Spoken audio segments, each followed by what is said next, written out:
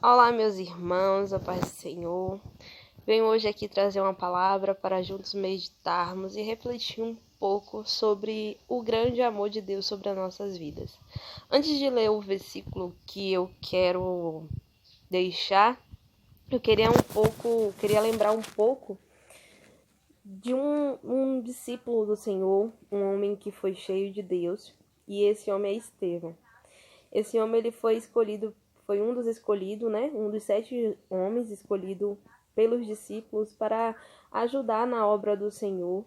E ele foi um homem que fez muitos sinais, ele foi um homem que era cheio do Espírito Santo, ele tinha o poder de Deus sobre a sua vida.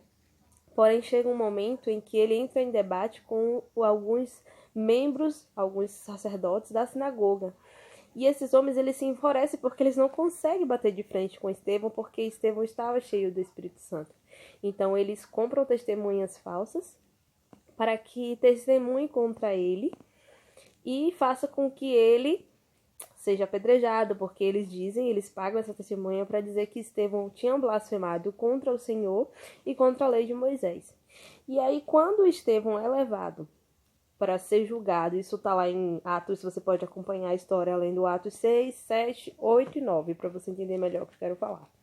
E aí, quando Estevão ele é levado para ser acusado, né, para ser analisado, né, quando questionam a ele, né, se ele realmente tem dito isso, Estevão ele começa a pregar a palavra do Senhor, a lei do Senhor de uma forma muito linda. Ele fala de Abraão, ele fala de José, ele fala de Moisés. E aqueles homens, eles ficam ainda mais enfurecidos com Estevão. E Estevão fala em um momento, né, bem no finalzinho, que a face de Estevão ela muda, ela se fica como uma face de anjo. E ele fala: eu vejo o céu aberto e o Filho do Homem ao lado de Deus, à direita do Pai. E aqueles homens tampam seus ouvidos e gritam para que eles apedrejem. E Estevão, a ser apedrejado, ele não conseguia sentir aquilo que estava vivendo no momento, eu creio, porque o seu espírito estava com o Pai, ele estava com Deus, e as suas últimas palavras Senhor, não considere estes homens o que eles estão fazendo. E Estevão faz algo muito lindo, porque ele se assemelha ao que Jesus faz quando está na cruz, ele se assemelha a Cristo. E uma coisa que eu aprendi e aprendo também com o Senhor é que a palavra do Senhor diz que a gente tem que orar pelos nossos inimigos. E foi isso que Estevão fez. Naquele momento ele podia pedir vingança por aquele ato, por aquela injustiça que ele estava passando. Porém, ele estava tão cheio da graça, tão cheio de Deus, que ele não se importava em padecer a sua vida pelo Senhor. Porque ele sabia e entendia que o Senhor diz na sua palavra: benditos são aqueles que perecem pelo meu nome. Estevão estava perecendo a sua vida, mas ele sabia que ia se encontrar com o Pai. E ele não desejou o mal àqueles que estavam fazendo aquilo com ele, mas ele desejou que aqueles que estavam fazendo aquilo com ele vivesse a mesma experiência a qual ele viveu.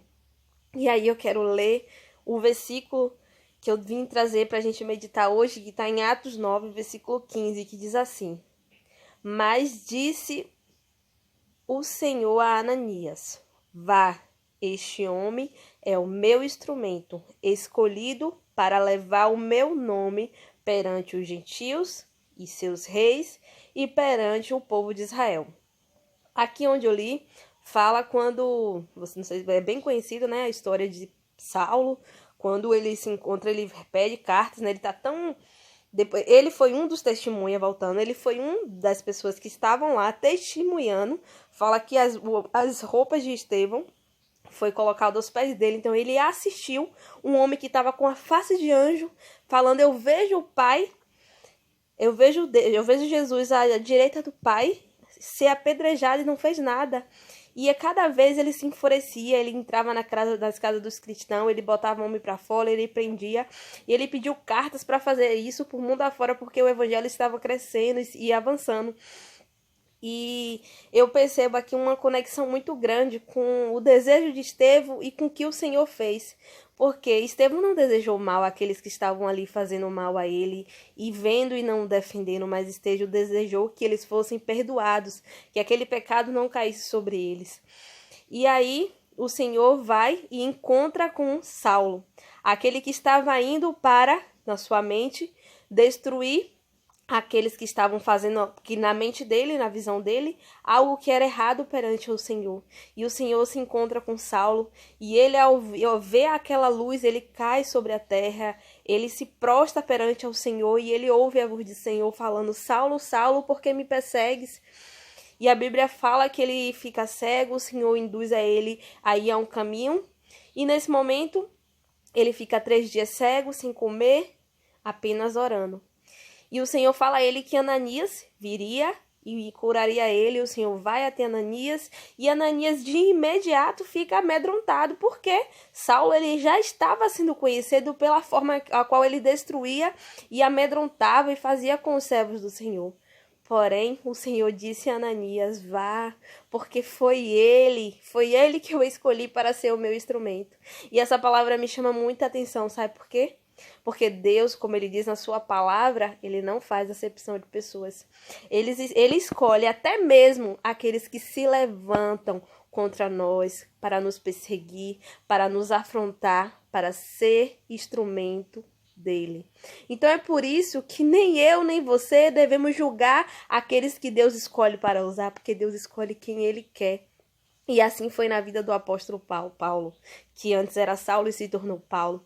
Deus mudou a vida dele, Deus transformou a vida dele, porque Deus escolheu, sabe? Paulo, eu acredito que nesses 3 dias a qual ele estava orando, ele teve um momento de crise, porque em um momento ele pensou: não, mas eu tô fazendo isso porque eu conheço a lei, eu entendo que era certo. Depois não, ele ouviu a voz do Senhor e ele começou a entender de fato o que a palavra e os profetas antigos diziam.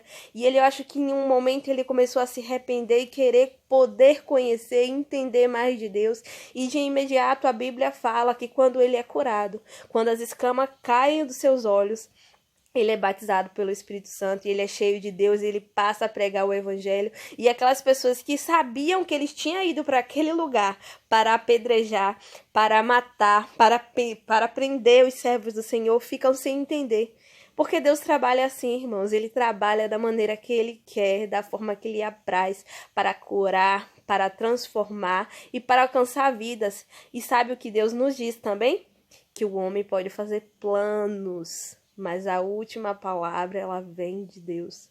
O plano de Saulo era matar, prender e paralisar a obra do Senhor. Mas o plano do Senhor era incluir ele como um discípulo da palavra. Era escolher ele como um instrumento para pregar o evangelho. Era fazer com que ele padecesse pelo nome do Senhor. Então, entenda, Deus escolhe quem ele quer. Ainda que os olhos de Saulo estivessem fechados e não entendesse verdadeiramente a essência da palavra do Senhor, se achasse certo e dono de si mesmo e dono de tudo aquilo que ele acreditava, o Senhor o encontrou e mudou a sua vida. E Deus, ele pode fazer isso na vida de qualquer um. Basta ele querer, basta a pessoa ter um encontro verdadeiro e sincero com ele, porque ele tira as escamas, ele molda a pessoa, ele trata, ele abre a visão, ele enche a pessoa do Espírito Santo. E de imediato, aquele desejo da pessoa que era de matar, de destruir, de paralisar, passa a ser de querer fazer parte do reino. E assim foi na vida de Paulo, e eu profetizo e creio que assim será na vida daquelas pessoas que têm se levantado contra a sua vida, contra o seu ministério, contra a sua forma de ser. E não ore pedindo para que Deus faça mal, mas ore para que essa pessoa se torne parte do reino, porque o desejo do Senhor é que todos sejam salvos. O desejo do Senhor é que todos sejam alcançados. E que Deus possa abençoar cada um de vocês com essa palavra. Assim, medite, porque Atos, ele é muito maravilhoso. Se você puder tirar um tempo para poder ler o 6, o 7, o 8, o 9, se você ver o discurso de Estevão, a riqueza de detalhes que tem nessa palavra, é uma coisa muito boa. Eu não vou continuar para o vídeo não ficar muito extenso, mas eu quero te dizer, independente do que você fez no seu passado, independente de quem você foi, se você tiver verdadeiramente um encontro com Deus, acredite, Ele te fará um instrumento dele para pregoar a palavra. Amém? Fique com Deus.